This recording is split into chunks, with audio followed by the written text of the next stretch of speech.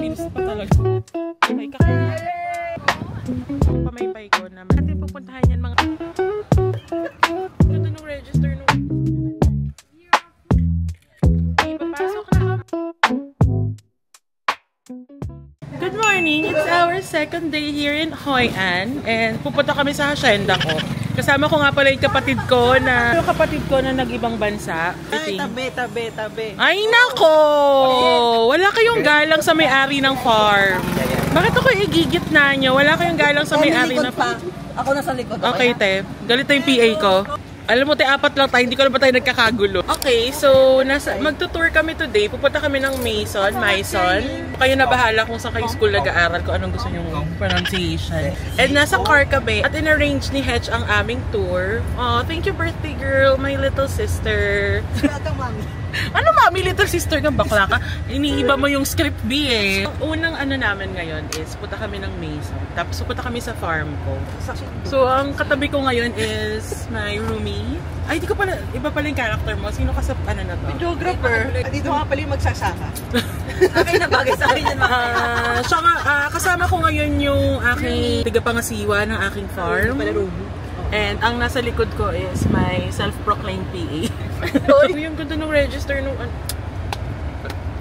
Pe! Ha? Kasi brown. So mukha ko lupa ngayon. Wala kang kwenta kaibigan. Ito, ining tayo. Kung may PA mo, diba? Ayaw nga pala. Diba? Ang sweet naman ng PA. May PA, such a sweet person. Masungit lang yan sa umpisa. So ayun lang. May hilo na ako pa may na tayo mag-video.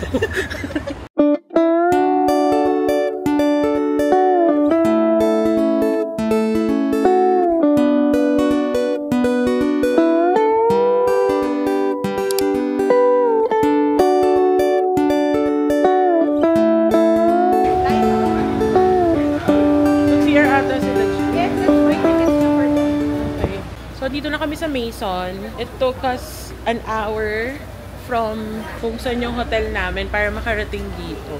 Mabilis lang yung biyahe, walang ka-traffic. So dyan bibili ng ticket. Yung ticket is 150,000. Ang ganda ng weather ngayon. Kahapon kasi di ba maulan, tapos ngayon sobrang init. As in, tirik na tirik yung araw. So buti na lang kasi mas madami kaming mapupuntahan today. Okay, papasok na kami. Dito na mga kawatan. I'm your tour guide. Grabe naman yung PA ko, tour guide din namin. Kailangan ko ng pera. Well, Maison is a UNESCO World Heritage Site. Marami ditong Hindu temple. And marami din daw ditong Hindu temple. Iniwala siya sa akin. Hindi naman siya sure. Gusto mo yung tinuulit ka rin sa sabi ni Sherry.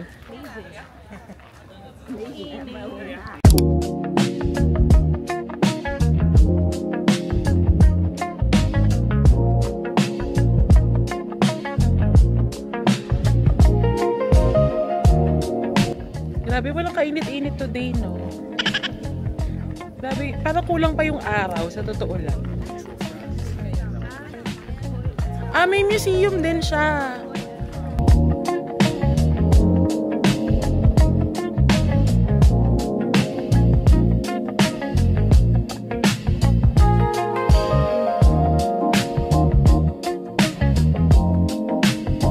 So, sumakay kami sa ano? Anong tawag dito? Golf cart na malaki. Shuttle-ish. Kasi sobrang lawak dito sa Maison. My God. Diyos ko, paano namin lalakawin to, be? Baka pag-uwi namin, hindi kami insured. Talaga namang magkakapilayan na po sa trip na to. Okay, ito na! Yay! Uy, ang dami. Enchanted Kingdom pala feels nito. Space Shuttle. Uy, sit ka! So, nasa loob na tayo ng Maison. Actually, kanina pa. Mason jar, charis. Pupunta pala kayo ng Maison, guguluhin na yung buhok nyo. So, wag na kayo mag-abala, mag-blower, mag-plancha. Naku, di nyo mapakinabangan yan, B. Pero hindi na may itsura ko ngayon. Halos malate ako sa tour na to, dahil nag-blower ako. Pero tingnan nyo, ito naman tawang-tawa lang. Energy! Ano? Sa hikaw. Ay, oh my God, may hikaw. Guys, yung hikaw ko, ito ang hahawakan mamaya para magka-energy. Bukod sa perlas ng silanganan. Bakit may perlas ng silanganan? Nasa Vietnam ka, pero dala mo ang perlas ng silanganan. Dito sisikat ang araw at lulubog. So yun naman lang rides. O yung tagal ko lang di nag-rides. Parang iba inisip ko. Huwag kang bastos sa UNESCO Heritage, ano tayo. So, nakababa na kami ng space shuttle, charot. Ewan ko, ano to? Parang souvenirs, soft drinks, whatever. So pwede mag-rest dito and bumili ng food and ano. So may souvenir shop dito, bilihan ng water, parang rest area. Dito din kayo ibababa nung parang shuttle. Oh, and the map. Girl, hiking pala ito. So, ang mga suot po namin ay hindi pang hiking, pang madam. May naka-kimono, may naka-maxi dress. So, napakahabang lakaran nito. Pero in fairness naman, yung lalakaran mo, patag siya, as in sementado. Hindi ka mahihirapan maglakad na para kang nag-hiking, ganun. And madaming waiting shed na pwede ka mag-rest, umupo. Kasi nga ang init, girl. Kala pala bumili tayo ng tubig, te. Kanina kasi, nagsasabi si Hetch na bumili ng water. Tapos sabi ko, ayoko magbitbit. Pero ngayon, I think nasa huli ang pagsisisi. And also, may option ka naman mag-bike for like 30,000 dong. Pero, hindi ako marunong mag-bike. Guys, single na ako. Malapit na namin makita si Edward tsaka si Bella. Ay, grabe, hingal ko, B. At feeling ko itong trip na to papayat kami, be. Una, gulay kinakain mo. Pangalawa, lakad ka ng lakad. Kaya ako sa inyo, mag-Vietnam na kayo para pumayat kayo. Best, you're the Biore Queen. Ko na lang yung kung ano man. Papunta na kami dun sa yung mga bato-bato na magaganda na naka-display. Di namin alam tawag eh. So, ha? Oh, at the temple. Hindu temple. Temple ruins. Okay. Kayo na bahala kung anong gusto yung piliin sa mga sinabi ko. Kung anong gusto yung paniwalaan sa mga sinabi ko. Basta may options kayo. Ang ganda, B! Tingnan nyo to!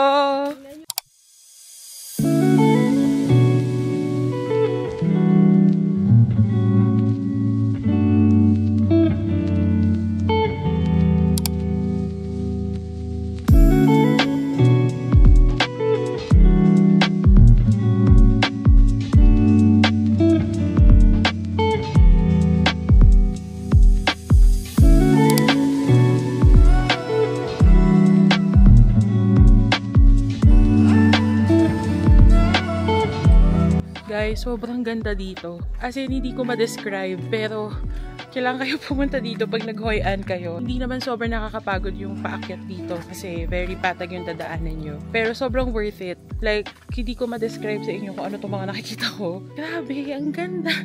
Na parang paano nila na-preserve yung mga ganito. Like, tingnan nyo. Ganda, para ako nasa ibang mundo. Oh my God, ang ganda talaga.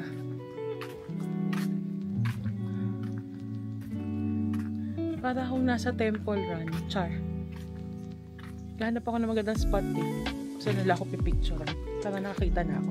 Wait. Papasukan tayo. Ooh, ano to? Wow. Girl, pawis na pawis na ako. Do not touch the sushi.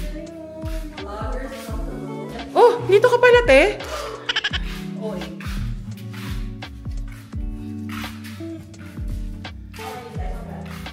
Paalis na kami, tapos na kami mag-photoshoot, tapos na kaming magdaldalan at magpahinga. Punta na kami sa driver namin. So, mahabang lakaran na naman to, B. Pero ang ganda dito, promise. Paulit-ulit na ako. Pumunta kayo dito pag nagpunta kayo sa Hoi An. Actually, nandito si Ann. Nahanap ko na si Ann dito. Dito pala nakatira si Ann. Char. Hi guys. So, andito kami sa gitna ng sobrang laking farm. So, ang tawag dito sa parang restaurant na to is Logach Ku. Dito kami sa gitna ng farm. Dito kami nagkakape and mag-late lunch. Wala siyang katabi at all. As in like, nag-iisa lang siya na parang restaurant dito sa gitna ng farm. Nag-order ako ng coconut coffee. Ito yung first coffee ko for this day. Ang sarap ng coconut coffee. Yung lasa ng coconut coffee, parang hindi siya kape at all. Yung mga food dito parang organic eh. Meron din silang mga mango sticky rice. Nakita ko sa menu. Guys, this is my POV. Itong view ko ngayon. My roomie is also my seatmate. Ito yung table namin. Yan yung view namin. Ito yung itsura niya. As in like farm talaga. Guys, ito yung food na dumating.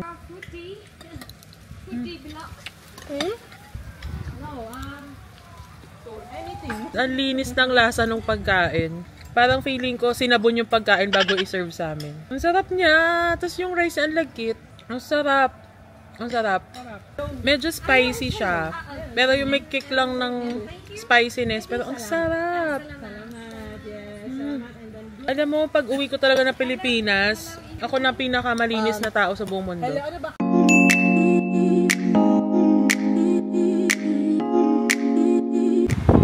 Guys, dito kami sa beach. Yung tawag sa beach na to is Anpang. Akalain nyo may beach dito sa Hoi An. Grabe! Ang saya!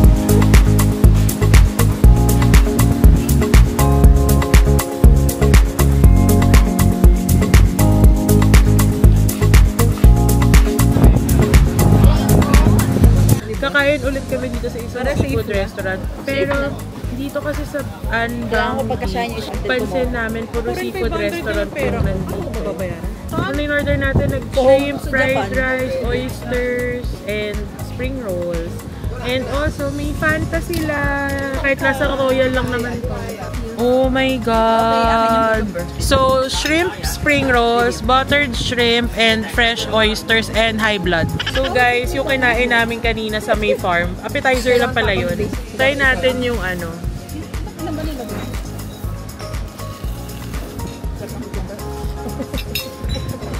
Fanta. Uy! My God, so many. Balahura! Uy! Nilagyan niya ng chili. Hindi na bahala sa akin yung lasa ng pasta. Good morning, guys! It's our last day here in Vietnam. Ba't ka na magsalita? Kapkun ka! Sawadee ka! Anyway, so last day na namin today. And 10 AM, alis kami, punta na kami ng Danang. Tapos, magtutour pa kami doon. Though, hindi ko alam kung matutuloy kami sa Bana Hills kasi currently umuulan ngayon dito. Currently umuulan ngayon. Ang pangit ng panahon ngayon dito, be like, umuulan, girl. So, ayun lang. Kakatapos ko lang mag-ayos, pero mag-ayos pa ako ng mga gamit ko. Kasi hindi ko alam kung paano ko sila pagsisiksikan sa maleta ko dahil nga bumili kami ng mga pasalubong kagabi. So, ayun lang. So, nandito kami sa isang coffee shop malapit sa hotel. Bili kami ng coffee bago kami umalis for Danang. And sobrang nakakatawa kasi nakipagkwentuhan kami dun sa mga receptionist ng hotel. Tapos parang in-interview namin sila dun sa vlog ni Shen. Sobrang cute. So, mag-take out lang kami ng coffee. And ang ganda ng coffee shop na to. So, from labas, ito yung itsura nung coffee shop. Ang cute nga nung concept kasi nandito sa labas yung parang area kung saan nila ginagawa yung coffee. So, ayan si Sheshe and si Hechi. Tapos, ito yung loob niya. So, may mga afam dito. Cute na mga design dito sa wall.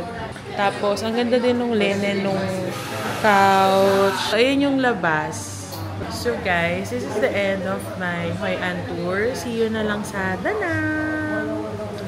Sample ng Gabriela. Hands off, Gabriela.